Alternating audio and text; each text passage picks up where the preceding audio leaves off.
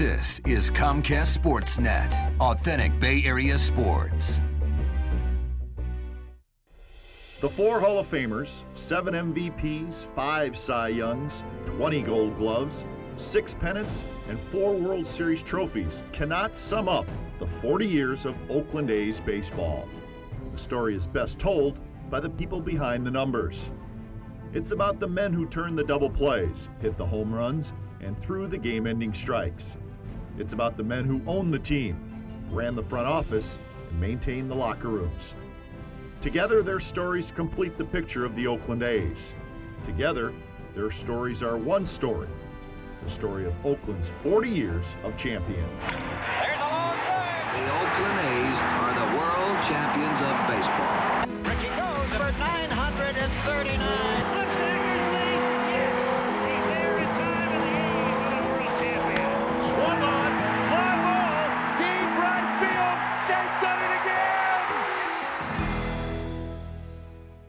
Hi, everybody, and welcome to Oakland A's 40 Years of Champions. I'm Glenn Kuiper. And I'm Ray Fosse. Here in 2008, it means 40 years of A's baseball here in Oakland. And Ray, a lot of great baseball has been played in those 40 years. And one constant, Kuiper, that's winning. You go back to the swinging A's of the 70s, of course, Tony La Russa's era, the late 80s going to the World Series 3 consecutive years. And how about Billy Beane, Jason Giambi, the big three, Hudson Mulder, Zito. They defined what Oakland A's baseball is all about, and that is the success on the field. And some great stories coming out of those teams of the 70s. Ray, you were on those teams. I would imagine you'll have a couple stories for us, right? Charlie Finley, if he's mentioned, there's always stories with Charlie. All right, we're going to get to some of those stories in just a little bit. But right now, let's start at the beginning. The Bay Area has a long, proud history of professional baseball. Throughout the middle of the 20th century, the Oakland Oaks took the field every year with players like Artie Wilson, Billy Martin, and Casey Stengel. Across the Bay, the San Francisco Seals had one of the game's all-time greats in a skinny young kid named Joe DiMaggio. San Francisco always seemed to have one leg up on their smaller cousin to the east. In 1958, while Oakland only housed the Oaks, San Francisco landed a Major League Baseball team. Oakland didn't land its first major sports franchise until 1960, when the Oakland Raiders, who acted more like a biker game than a football team, began playing in the upstart American Football League, a competitor to the NFL. While San Francisco had the summer of peace and love in Haight-Ashbury, Oakland had the Black Panthers and radical protesters at UC Berkeley. But the city did not have a Major League Baseball team. Well, Oakland was, always had that second city feeling, a little bit of paranoia and jealousy to San Francisco, and I can say this having grown up in LA and looking from afar. And there was the great city across the bay, and then there was Contra Costa. Even though this is a Contra Costa County, that's what the Spaniards named it, the other shore. In the 1960s, half a continent away from Oakland, a drama was unfolding in Kansas City, Missouri, involving a brash team owner named Charlie Finley and his Athletics. Finley told the fans he was keeping the team in Kansas City and even went so far as to burn the team's lease containing an escape clause. But the lease was a fake. The actual lease, including the escape clause, was safe in his office. And 2 years after buying the team, Finley began shopping for a new ballpark in a new city. In 1966, Oakland had just completed work on the Coliseum and already had a fan base looking for a major league team they could call their own. Charlie Finley had a group of young players ready to burst onto the national scene, and a host of ideas intended to change the way baseball was played. Along with his penchant for dramatics and keen marketing sense, Charlie Finley possessed an eye for talent, but he was the owner of a losing team. Finley's fortunes were about to turn. Due to a critical change in the way baseball teams were built, his losing ways would set the stage for a turnaround. In 1965, Major League Baseball instituted an amateur draft. The worst teams in the league would get their pick of the best amateur players available. That year, the worst team was Finley's Kansas City Athletics. The Athletics chose outfielder Rick Monday out of Arizona State. For the next few seasons, Finley would use the draft to build the core of a championship team. Rick Monday would later be traded to the Chicago Cubs for Ken Holtzman. 1972 World Series MVP Gene Tennis and team captain Sal Bando would come in 1965. Mr. October Reggie Jackson arrived via the draft in 1966, and league MVP and Cy Young Award winner Vida Blue followed in 1967, all thanks to the new draft. When the team came to Oakland in 1968, it was a far cry from the group of guys who had managed to come within one loss of losing 100 games 4 out of the past 8 years. And even the players were excited about the change. I remember the excitement. We were training in Bradenton, Florida, and the excitement of coming to a new area, the Coliseum, the first game here and everything.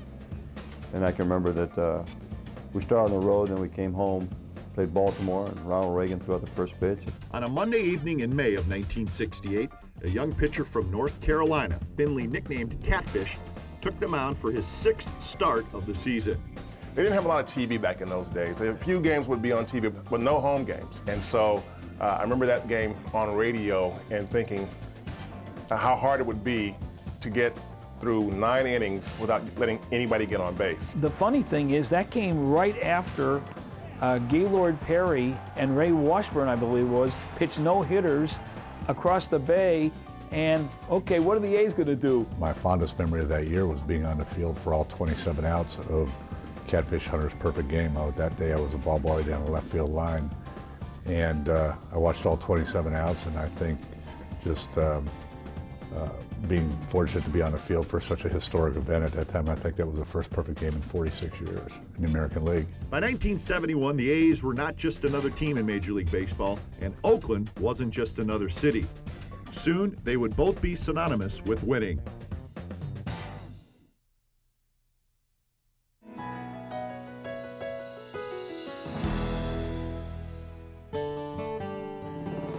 Everybody talked about all those guys arguing, bickering, whatever, but when they went between the white lines, they were 9 guys together. The A's of the early 70s were a collection of veterans, draft picks, and kids who had battled their way through the minor leagues to get a shot at the show. One of the A's pickups who would form the nucleus of the team was third baseman Sal Bando, otherwise known as Captain Sal. It was amazing as a young player. I've never seen a more natural leader. He just took charge. And then as they got better and better, Sal became a real go-to guy. LaRusso also remembers seeing a young Reggie Jackson take batting practice in the minor leagues. The first time I saw him take batting practice. You take batting practice, and I mean, I was a lousy player, so my ball would go thud, but the normal guys, the ball would jump off, but Reggie, that ball would just had a different sound, had a different carry, and he was just, a great athlete, not just as strong at the plate, but just, the way he moved. It's very easy to see he was special. By 1970, the A's roster included second baseman Dick Green, third baseman Sal Bando, along with Reggie Jackson in center, and Campy Campaneris. If I had to pick out of that whole team that excited me the most, day after day, it would probably be our shortstop Campaneris. Campy led the American League in stolen bases several times. He was the igniter on that ball club. He was exciting. He had a great arm. He could throw people out from the relay position deep in the outfield. He had sensational range at shortstop, and he was just the exciting type of a player. But the A's were still missing a few of the key people who would help them get to the World Series. The biggest piece of the puzzle would arrive after the 1970 season when Charlie Finley hired Dick Williams as manager. I give Dick Williams a ton of credit because in 1971 he took over and he set a lot of guys straight about not running into Charlie Finley with their problems, that all the problems would be handled right there within the clubhouse. He was a guy that didn't take anything from anybody. He was a fundamentalist. If you screwed up on the field, he was going to let you know about it. And I remember one day here in Oakland, there was a base hit to right field, and I forgot to run over and back up behind third base, from the throw in case the ball gets away. And I was kind of standing on the mound pissed off because I gave up a base hit. And he met me at the top of the dugout steps after the inning was over and just chewed my hind end out. That was the last time I didn't go over back up third base. In his first year at the helm, the A's went from being a team that could win to a winning team with championship potential. Dick taught him fundamentals and taught him, hey, you're going to win and you're going to win my way. The A's would reach the American League Championship Series in 1971, but the Baltimore Orioles, led by Brooks Robinson, would sweep the swinging A's in 3 games. The A's would come back the next year and once again lead the American League in wins, but this time they were ready for the next step.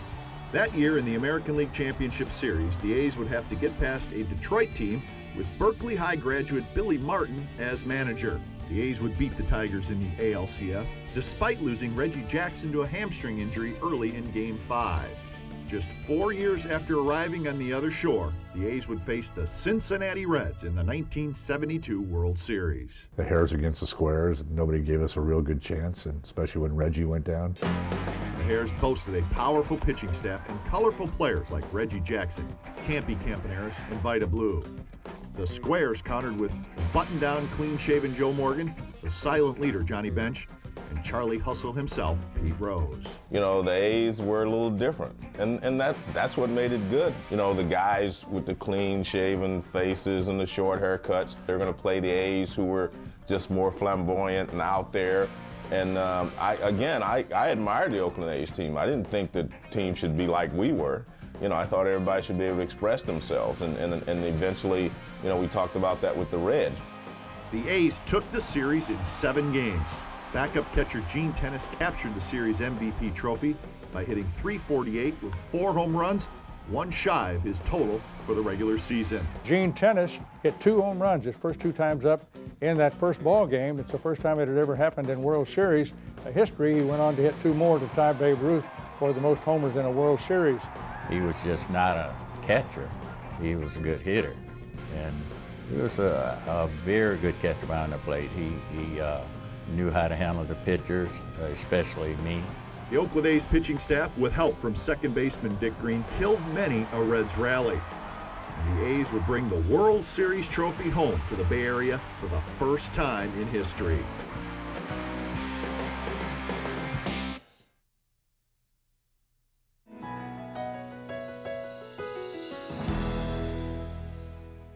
I think we grew a little more as a team in 1972, and you know, our lineup was basically the same. You know, you can go. We had Bando at third, Campaneris, Dick Green, Mike Epstein, and Gene Tennis first base. Ray Fosse was catching for us, Dave Duncan, you have Rudy and Jackson, and I think Angel Manguel in the outfield.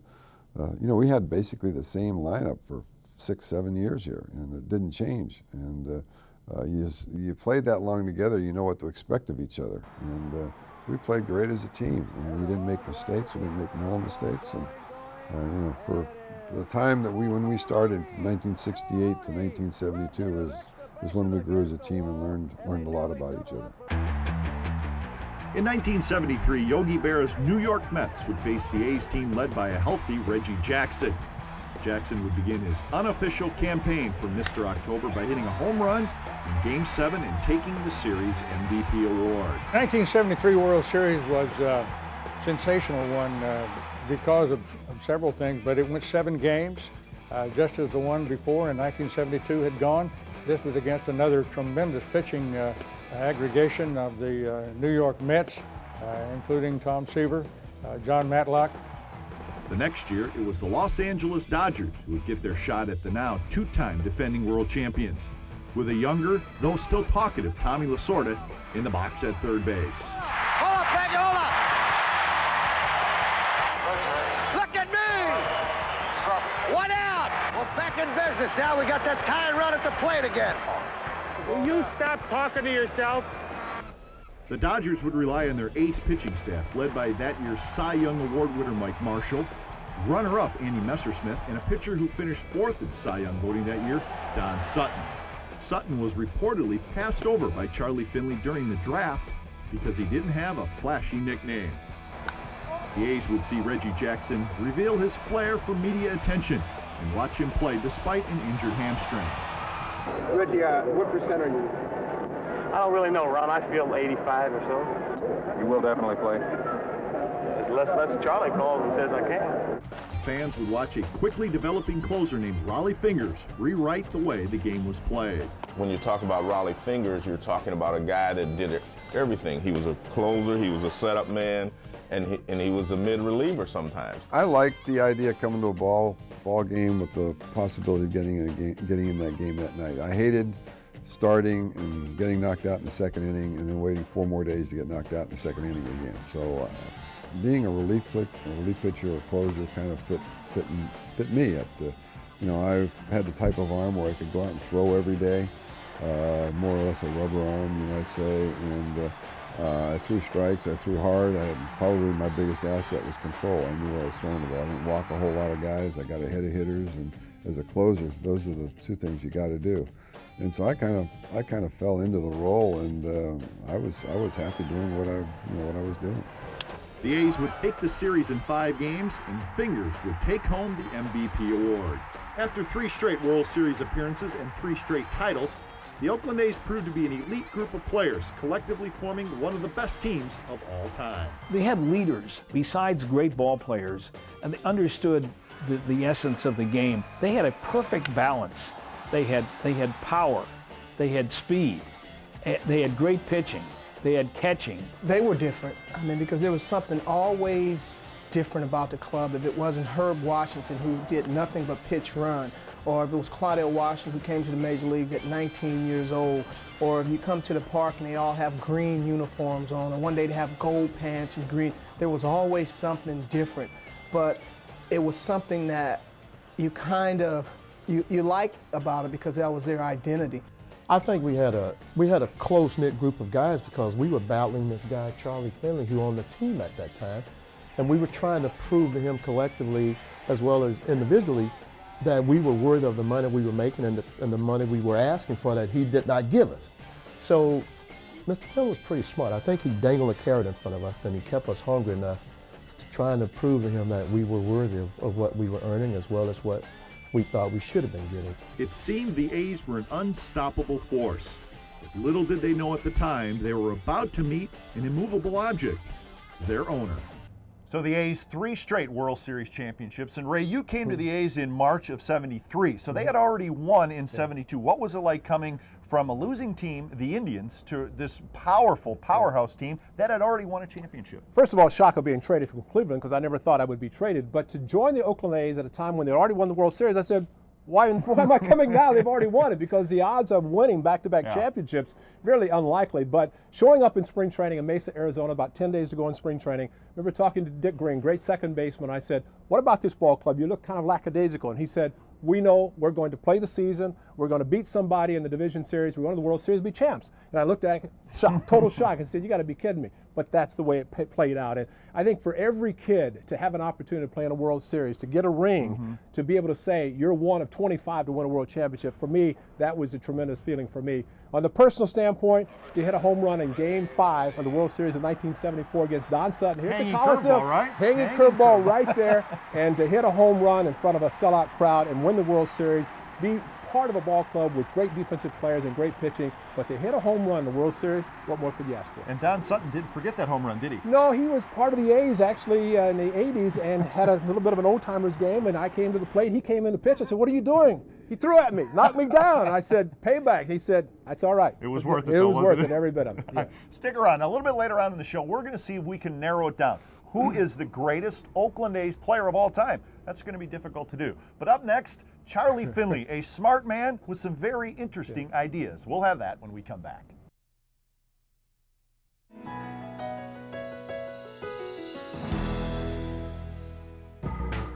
As a kid growing up, I appreciated Charlie Finley because he gave us lots of promotional gags. Hot Pants Day, you know, and Hot Pants Day, and Hot Pants Day, you know. Despite the A's success on the field, Major League Baseball was losing fans in the 1970s. Ever the carnival barker, Charlie Finley had a plan. In fact, he had a lot of them. Charlie Finley had some great ideas that are incorporated now, the night World Series or postseason games, the DH. One of his innovations was a hydraulic rabbit that popped up behind home plate, dusted it off, and delivered baseballs to the umpires. I thought that was cool. You know, the guy hit this button and the air brushes, the air flows, and it cleans off home plate. I thought the ball girls were good. I thought MC Hammer was good. I thought Hot Pants Day, Mustache Day. I thought the mule was good. Kids would come down and pet the mule all the time. Finley even experimented with the designated runner. He signed a track star named Herb Washington just to run the bases. The Washington success depended on who you were talking to. That's the one thing they needed him to do, and he would run it. I remember one game, where Herb Washington tried to run from first to third without going to second. And he got about halfway to third base, he thought, oh my God. And then he went to second base.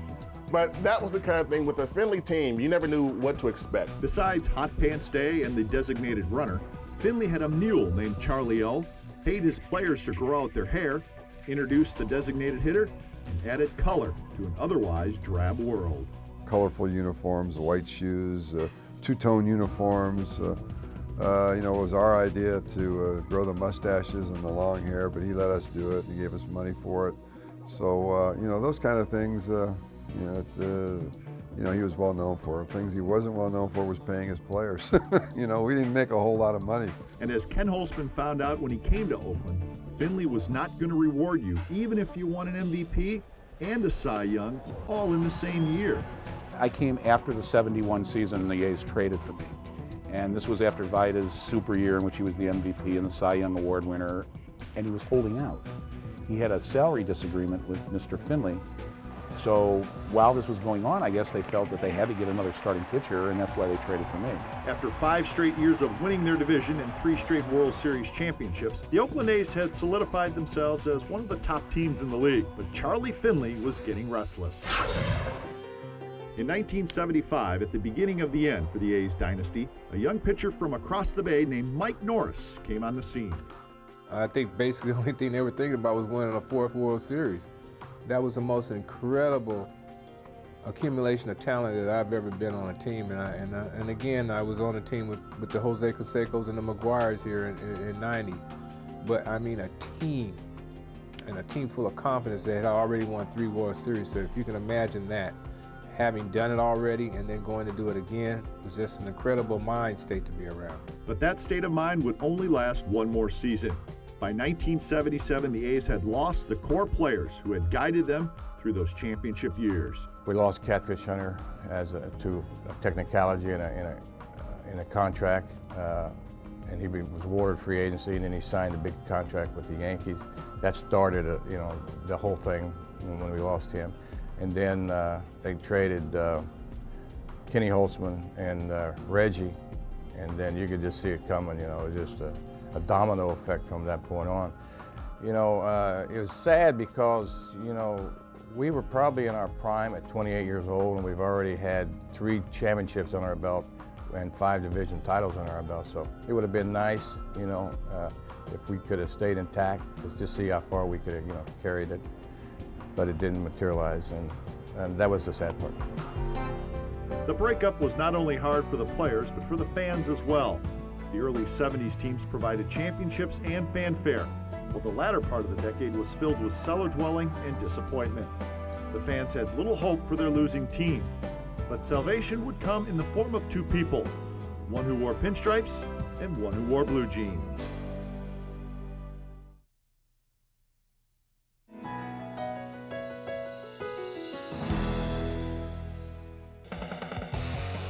Billy Martin was no stranger to Oakland. The former New York Yankee infielder and on-again, off-again Yankee skipper graduated from Berkeley High School and played for the Pacific Coast League's Oakland Oaks. Billy was a local guy and had played for the Oakland Oaks many years ago and had come from Berkeley. And so it was sort of the mini miracle worker. He'd go in and he'd take a team and help restore it quickly. And restoring the A's quickly was exactly what Martin needed to do.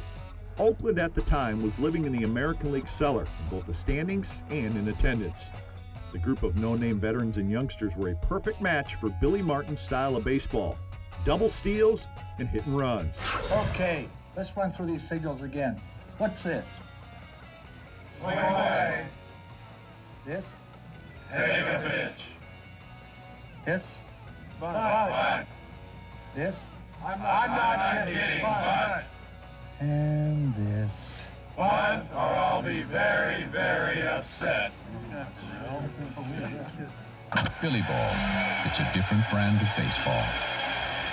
Billy came in and implemented his strategy as far as how we're going to play. We were going to hit, we were going to run, we were going to put pressure on an opposing team. He brought everybody's career and elevated it. Every single ball player that we had elevated his game.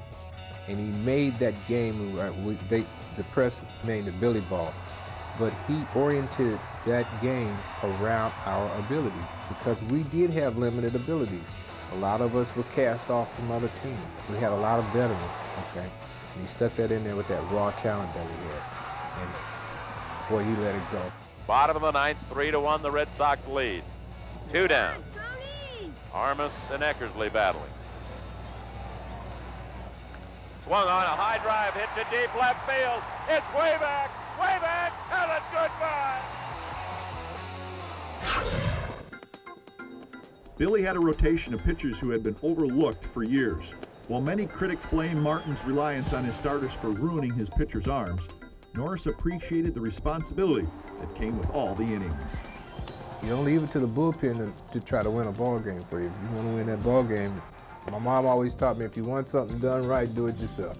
And doing it himself is exactly what Norris did, winning 22 games for Oakland in 1980.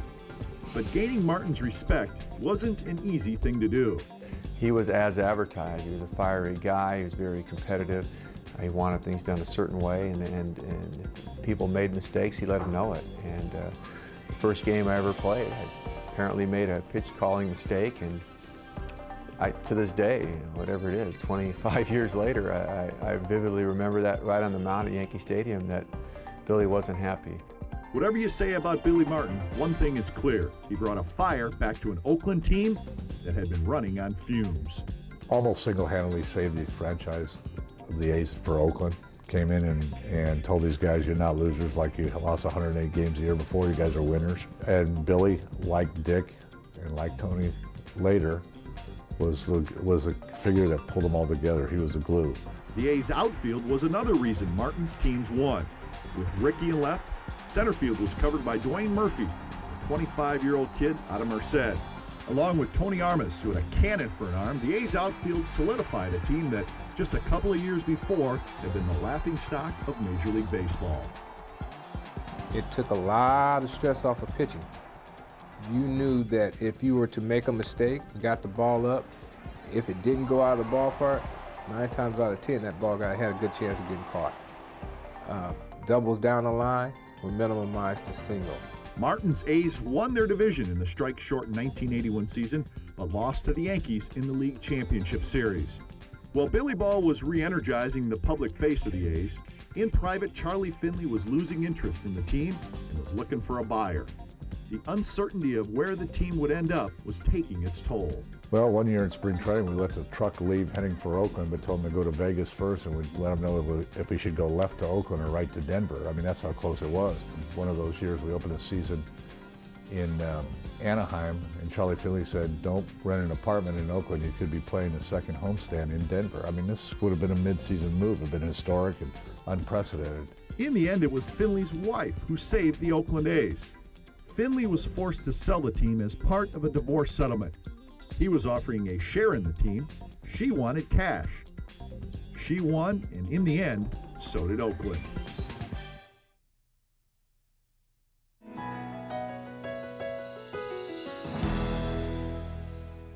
Welcome back to the Oakland A's 40 Years of Champions. I'm Glenn Kuiper along with Ray Fosse. Now, the breakup of the A's dynasty, Ray, really brought some lean times for the A's here in Oakland. And especially in the late 70s. I think any fan wanted to come to a ball game didn't have to worry about coming early. They had a chance to get any seat they wanted. And how about a game in late 1979 against the Seattle Mariners? Only 653 fans came out to watch that game played. So attendance was going down, the losses were going up, and there was also a chance the team may move to Denver. So for the A's and their fans, indeed, very tough times. Little did those fans and players realize that the fate of the green and gold rested in a local family, more comfortable at the time wearing blue, as in blue jeans. With Finley, I think fans had grown to dislike him. I hope Oakland lose. Why? Because I don't like Charlie Finley. You know, some of his stunts were okay, and I think he became a source of amusement for some people. But I think for others, they were just tired of him. And by the end, they were certainly done with him. And so the Haas, there was a breath of fresh air. Walter Haas was the great-grandnephew of Levi Strauss, the man who founded the San Francisco clothing company that has become an American institution. Though many questioned why a family known more for philanthropy was buying a baseball team, one thing was certain: the team was staying in Oakland. My father was approached by Cornell Meyer, who was a leading businessman in the East Bay, saying we're putting together a consortium to keep the A's here. We think Mr. Finley is actually really serious this time about selling the team, and we don't want to lose them. And my dad, under those circumstances, said, well, okay, I get it from a community point of view, but it wasn't something that he had been thinking about doing. And then apparently a few weeks later, he got a call back saying, no, actually, Mr. Finley only wants you to buy the team. Nobody else will do. And my father turned him down. And it just so happened that one night later that week, he made the mistake of telling Roy Eisenhart, my brother-in-law, and myself that story. And we both looked at each other and looked at him and said, Dad, you're crazy. Why would you turn it down? He says, well, I don't have time to run a sports franchise. He says, look, we'll do it for you. We were both at a point in our lives where this made a whole lot of sense. I mean, why wouldn't it? And he said, you mean I could just sit in the stands and drink beer and second guess you? I said, absolutely. What they found once they got to the park was something else. Walk into the first day of owning the team, and I was so concerned about how the employees we were inheriting would feel about new owners that I looked to Roy and I said, let me take care of whoever our receptionist is. I'm sure that'll be the first person we see. And the receptionist was a cardboard sign that said dial 0 for assistance. There were literally 4 employees that we inherited to the Oakland A's. While Finley was flamboyant and some would say egotistical, Haas was quiet and self-effacing. When I think about the Haas family ownership, the first thing that comes to mind is seeing the old man out at the ballpark. His A's jacket. Walking around amongst the people. He would greet people. He would engage people in conversation. Charlie Finley never did that. You know, he'd sit behind the dugout in his blazer. Right color, it was green, but it wasn't exactly a guy who was out there engaging the fans, mingling among the crowd. I remember him coming down the next year asking if he could have a ball. I said, you know, the owner, you can have anything you want. But Walter Haas brought with him a desire to win that would filter down to the field. The Haas family quickly rebranded the franchise, muted the bright and bold colors into a darker shade of green and gold, traded the mule for the original elephant, and brought in 2 of the best announcers to ever voice the game. When we bought the team, we realized besides having to rebuild a farm system, we had to build the credibility of the Oakland A's again, we felt, and in the community. And so our thinking was, who are the 2 best announcers that we could put together to announce the A's? And I mean, I've been this whole age, I was a Bill King fan since I was 8 years old, and I think as much as anyone, Bill made me help me fall in love in sports through just him painting pictures. So we were fortunate enough somehow to convince both Bill and Lon Simmons to join us, 2 clear #1 announcers, and I think that really did make everyone take a step back and wow, that they aren't the sort of second sisters of the Bay Area anymore. Holy Toledo, what a finish!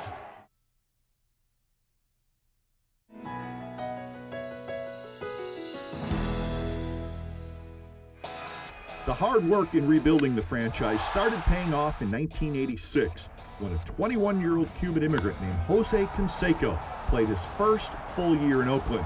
Canseco was a physical specimen who could not only hit for power, but could steal bases with impunity. Jose Canseco was a physical marvel. He had tremendous speed for a big guy, exemplified by the fact he stole 40 bases one year. He had a good arm. He, of course, had the power. Along with veteran third baseman Carney Lansford, who landed on the A's in 1983, the team was slowly beginning to fill a depleted roster with a level of talent that hadn't been seen in Oakland for years. 1987 saw another piece of the puzzle arrive. He came up and got his 87 year was just unbelievable. I remember the road trip in Cleveland where, I don't know if he had 6 or 7 home runs in 4 games back there, and just kind of took notice with the world. But then to make the All-Star team his rookie year was phenomenal. And he had a home run stroke, a bit of an uppercut where he got the ball in the air. And when it got in the air, it went about 400 feet. He was a legitimate force by the league. A guy that you couldn't get behind the count and just throw a fastball and he'll hit it a mile. McGuire, nicknamed Big Mac for his physique, was the most prolific home run hitter ever to wear an A's uniform. Along with Canseco, the two formed an exclusive club many named the Bash Brothers for their ability to hit home runs, as well as the congratulatory forearm bash they gave each other afterwards. But for all their power in the batter's box, the A's also possessed a dominant pitching staff. The starting rotation in the 80s was rounded out by Storm Davis, Mike Moore, Bob Welch, and a journeyman pitcher who had done everything from closing to long relief, Dave Stewart. The problem with Stewart was he was with the Dodgers and they didn't know what to do with him. Once again, you see this in sports where somebody has a talent and management wants him to use that talent in the wrong way.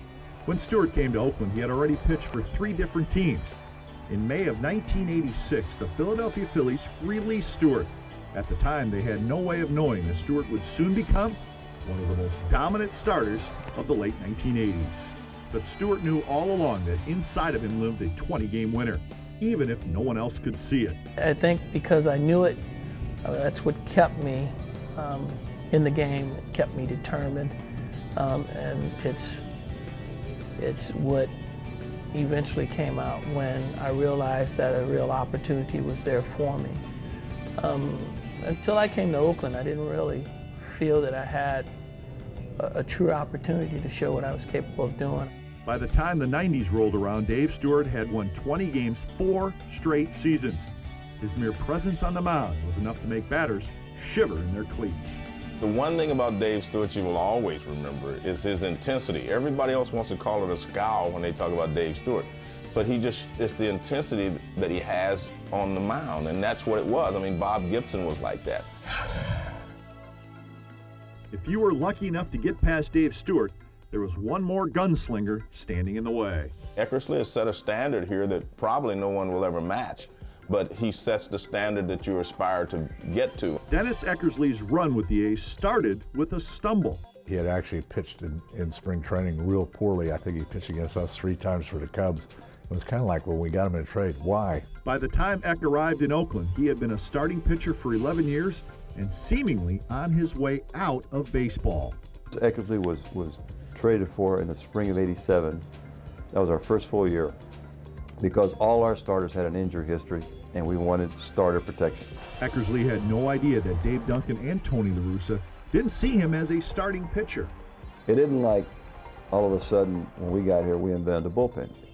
We learned how important it was to build the back half of your game with specialist relievers. That's the way things were. The only thing that we did differently, and I think Dave Duncan is the guy, is that he recognized 2 things. He recognized we had a really good club, and we had this unique talent in Dennis Eckersley. Duncan not only took a starter and made him a reliever, but he changed how teams utilized the starter's role. So the idea was to save him for the 9th inning so that he would be available more often rather than pitch him in the 7th and 8th like Gossage or Fingers. Because if you pitch a guy 2 or 3 innings, you got to give him a day or 2 off. So the whole idea was we had a really good club, let's save him for the 9th inning. The 1988 Oakland A's, with Dennis Eckersley now entrenched in the closer's role, won their division and found themselves in the World Series against the underdog Los Angeles Dodgers. To many, the series looked like a one-sided fight, a David and Goliath on the diamond. Little did the A's know, David would have 2 gimpy knees and a flair for the dramatic. So the Dodgers trying to catch lightning right now. 4-3 A's, 2 out, 9th inning. Not a bad opening act. High fly ball into right field. She is gone. No matter how devastating that single blow seemed to the A's, the players give the credit to Oral Hershiser. And really, I think the big factor in that World Series was Oral Hershiser. That year had just been the most dominating pitcher in baseball. And after them beating us that first game and him lined up to start 2 games after that was going to be tough on us. The Dodgers, fueled by Gibson's heroics and Hershiser's arm, would take the series, leaving the A's the whole winter with nothing to do but lick their wounds and think about next year. You know, we'd had a really great year in '88, won 104 games and beat Boston, but got embarrassed by LA. Start '89, we were on a mission. In order to complete the mission and win the World Series, the A's needed that one player who could put them over the top. And what better player to sign than one who grew up in Oakland and came of age in the green and gold?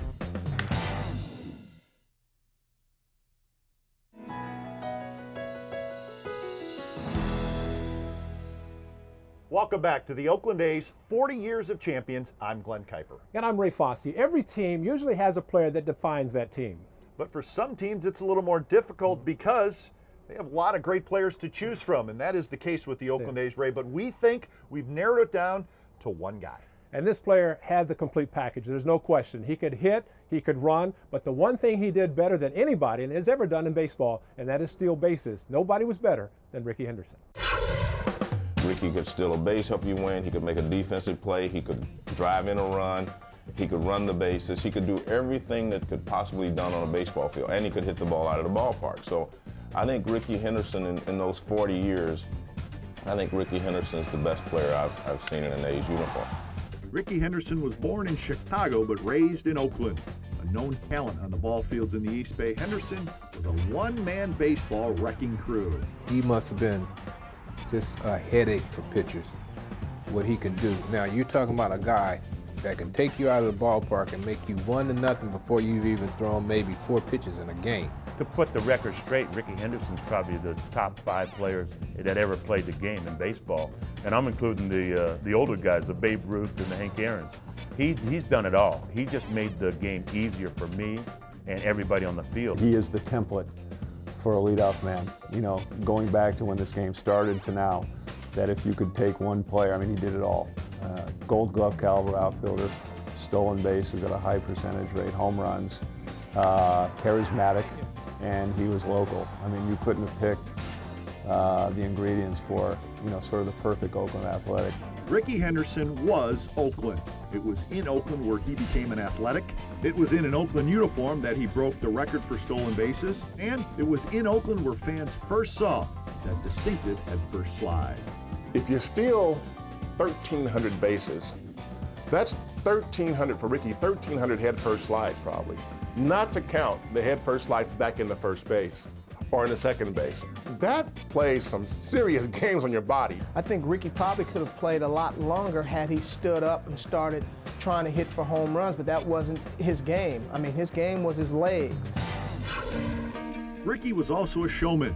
When he was on the field, it was hard to watch anyone but Rickey Henderson. Wherever he went between those white lines, he took the crowd with him. You know, and I just haven't seen many players do that.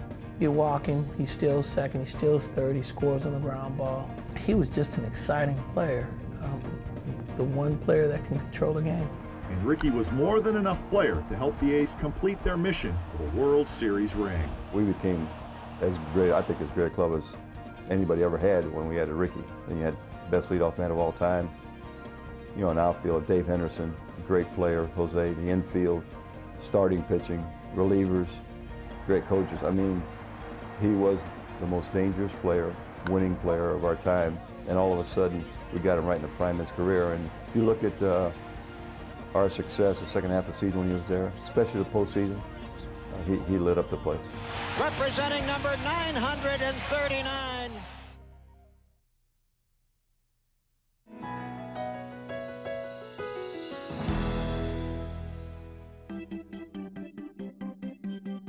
They had guys that looked like, you know, they were, you know, studs. I mean, they had some guys that could play the game, they knew how to play, and they were a young team.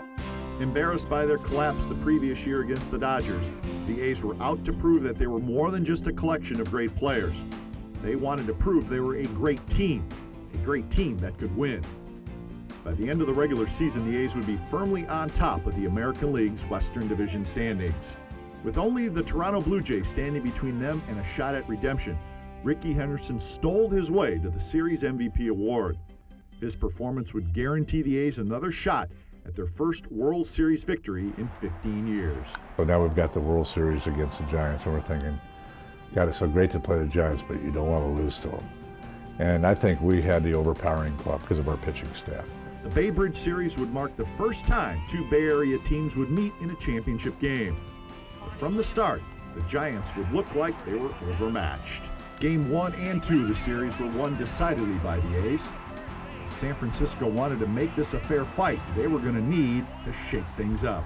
Seiko to score, and he fails to get Dave Parker at second base, so the Oakland A's take. I'll tell you what, we're having an earth. I was standing on the field, you know. I'm interviewing Willie Mays. They said they were counting in my ear, 4, 3, 2. They were going to, let's go down to Joe Morgan with Willie Mays. And they got to 1. I mean, he actually got to 1. And I was getting ready to start to speak, and the rumbling occurred. And the ground was shaking, man. Initially, a lot of us thought that just fans, you know, getting ready for the game. And you could see the light standards kind of wiggle a little bit. I thought, wow, that's powerful.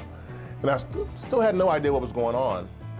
And I had a little portable radio with an ear set, and I'm listening to the radio, and the radio station went out that I was listening to. So I'm looking around for a radio station now. TV goes out. Something's going on. You don't know what it is. TV's out, the radio station's out, the scoreboard's starting to get a little weird. What's going on? And find out later, yeah, it was an earthquake. Not just any old earthquake, but a major earthquake. After the 15-second trembler shook the Bay Area, the series was postponed. There was some doubt whether it would return at all. The A's headed to Phoenix to regroup. We kind of got criticized for leaving the area, but that was the best thing we did. We had a team dinner. We went down there on a morning, worked out the afternoon, had a team dinner, worked out the next morning, and came back to reopen the series. La Russa, our leader, he told us how good we were, and he demanded a lot out of us. During the '89 earthquake series, he had us face our pitching staff. And I'm saying, well, who wants to face Stewart and Eckersley? That doesn't get you in shape, it just puts you in a slump. But his theory was face the best pitchers during the break, the time off during the earthquakes, and we'll be better for it when we start up again. 10 days later, the series resumed. The A's picked up right where they left off. You know, to have a chance to, to pitch game 2 and then finish up in game 4, as it turned out, after the earthquake, with, Stu and I being the only 2 starters to ever win all 4 games in a sweep. I mean, that's probably the only time in baseball history that'll ever happen. That's why '89 was such a massacre to the other teams. We took no prisoners and beat the Giants 4-0, and we didn't want to have that feeling in '88 again, losing a World Series.